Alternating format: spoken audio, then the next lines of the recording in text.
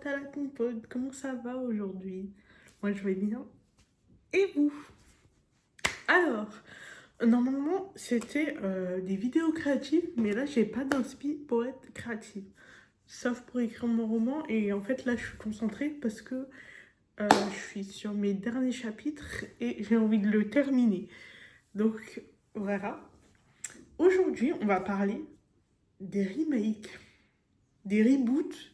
Bon, désolé, je sais pas trop encore la différence entre les reboots, les remakes, les machins. Parce qu'il y en a plein, en fait. Ça y est, je pousse un coup de gueule. La vidéo sera pas trop longue non plus, hein. Mais c'est abusé du bail. Alors, je vais vous donner des exemples. Peut-être mettre des photos là ou des photos là pour imaginer un peu ce que je ressens. C'est-à-dire, c'est que là, on est en 2026 et il y a plus d'originalité, ce que je trouve. Par exemple, dans tout ce qui est Disney, je trouve qu'il n'y a plus d'originalité. Il n'y a que des live action, no shade, mais j'ai adoré le live action de Ariel la petite sirène avec Hailey Bailey. Ma vie, quoi. Mais sinon, à part les live action, ils nous sortent quoi? Plus rien. Ok, vice versa, c'est cool. Vice versa 2. Il y a aussi le problème des suites. Pourquoi faire toujours des suites? Cheetah Girl 1, cool. Cheetah Girls 2, cool. Cheetah Girl. Attends. Oui. Cheetah Girls 3, cool. Cheetah Girls 4, non. En fait, je veux bien qu'on soit nostalgique et tout. Mais si c'est pour nous pondre une suite de merde, désolé, je m'énerve. Mais si c'est pour nous pondre une suite de merde que personne ne va cala, ça ne sert à rien. J'ai entendu parler qu'il y a un Camp Rock 3 qui va sortir et que Demi Lovato est la réalisatrice. No shade à Demi. La vie, je l'adore cette meuf. Enfin, j'adore ses musiques et les films qu'elle a joué et tout. Petite pause nostalgie, mais qui se souvient de Princesse Protection Programme. Un film vraiment avec Selena Gomez en plus, il me semble. Donc, j'ai entendu parler de ça, et je me suis dit, ça va être de la merde. Parce que toutes les suites des années après sont souvent de la merde, je trouve. Parlons de Freaky Friday, par exemple, celui avec... Ah, je sais pas si c'est Lindsay Lohan. Je crois que c'est Lindsay Lohan. Le film 1, top, génial. Le film 2, rien qu'en regardant la couverture et le trailer, ça a l'air merdique. Mais vraiment. J'ai vu, ça m'a dégoûté. Euh, c'est comme... j'ai pas trop regardé Malcolm, par exemple, la série. Parce que moi, je préfère Ma famille d'abord. J'ai toujours préféré Ma famille d'abord à... excusez-moi. Ma famille d'abord à Malcolm. Donc, bah voilà. Mais par exemple, pour la suite de Soy Luna, j'ai vu le trailer et c'est une putain de blague. Je suis désolée, je sors des gros mots. J'espère que YouTube va pas me censurer.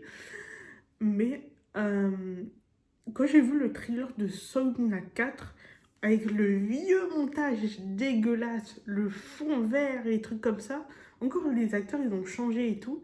Mais en fait, euh, avant j'aimais bien Soy Luna, mais je me suis arrêtée à la saison 2 et tout, saison 3. Je sais pas s'il y avait une saison 4. Ouais, je me suis arrêtée à la saison 2 parce qu'après j'ai pas aimé. Parce que voilà.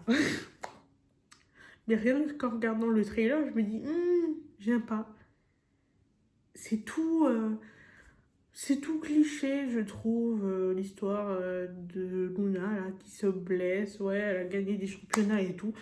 Vraiment, il y a plein de films comme ça. Genre, il y a Full Out, des films de gymnastique, de trucs comme ça. Bon, là c'est du roller, mais bref, c'est un peu la même chose.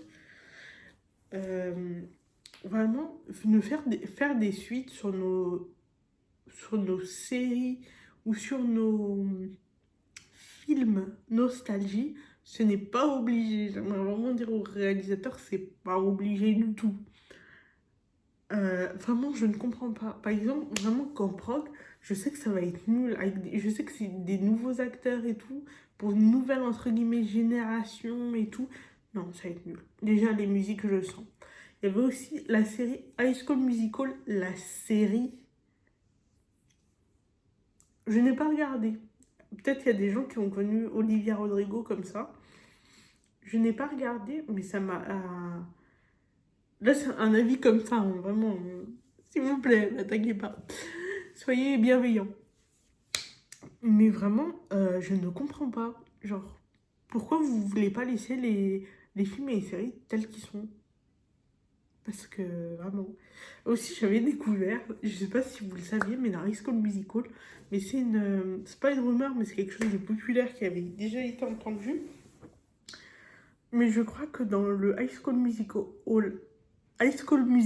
1, c'est pas Troy qui chante, mais c'est un mec qui s'appelle Drew Stilley, je sais pas comment ça se prononce.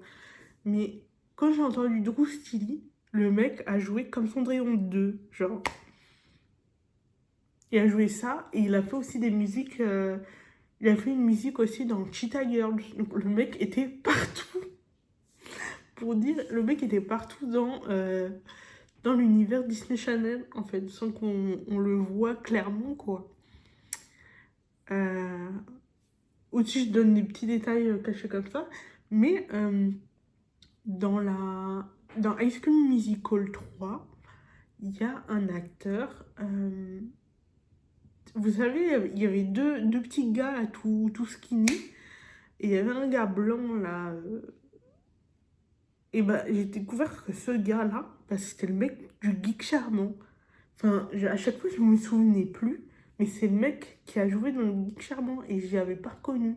Et apparemment, cet homme est hyper problématique. Mais je crois que j'en ai déjà parlé dans une vidéo, dans une ancienne vidéo là, sur ma chaîne YouTube. Mais j'ai été choquée en fait. Aussi, euh, parlons aussi des sorciers les sorciers de Waverly Place. Euh, la suite là, genre nouvelle génération où Alex elle est maman ou je sais pas quoi là, ou bref c'est une nouvelle génération. Je trouve ça tellement nul. J'ai regardé deux trois minutes je crois et non, laissez-nous comme ça. Non, s'il vous plaît. Faut pas toucher au cœur des choses que vous avez bien faites en fait. Je comprends pas. Parfois, faut laisser. Vraiment. Par contre, là, si j'entends qu'on fait un Lady Chine 2 et que. Non. Là, je vais crier, je vais gueuler. Non. On ne touche pas au film où il y a du gospel. C'est le seul film, entre guillemets, de gospel que j'ai pu. De mon enfance qui m'a bercée parce que, en fait, la plupart des gens, ils sont noirs. Étant une femme métisse, ça me fait très plaisir parce qu'en fait, on est vraiment dans la communauté. On n'était pas représenté avant dans les films et tout. On était représenté une seule fois, entre guillemets, parce qu'il y avait une sorte de. Dans la télé ou dans les choses comme dans les séries, c'est qu'il fallait bien quelqu'un pour représenter genre une communauté. Comme ça, ils se disent ouverts. Par exemple, je pense à Broadway dans Violetta, mais il n'y avait pas de personnes latines. Il n'y avait pas de latina, je crois. Des personnes asiatiques non plus. Sinon, j'ai rien remarqué. Mais ce qui est bien maintenant, c'est que c'est ouvert et on voit de plus en plus bah, la communauté noire, latine, asiatique et tout machin bah, s'ouvrir au monde et être de plus en plus représentée. Et ça, pour notre grand plaisir. J'adore. Voilà. C'était mon petit coup de gueule. Parce que quand j'ai vu le trailer de Soy Luna, j'aime pas du tout. J'aime pas du tout, du tout, du tout. Aussi, j'ai une petite dernière question. Mettez dans les commentaires si vous connaissez. Mais est-ce que vous connaissez le cygne et la princesse? Et est-ce que vous connaissez aussi Pousselina? Pousselina et la princesse au petit pois. Je sais pas si vous aviez connu ça, mais sur M6, c'est M6 ou W9, je me souviens plus de la chaîne, mais ça passait à la télé, il me semble, et c'était trop bien. Il y avait aussi un moment où, sur la télé, il passait les contes de Grimm. J'ai toujours aimé, genre, il y avait les comme Cendrillon, pardon, les Cendrillons, les choses comme ça et tout.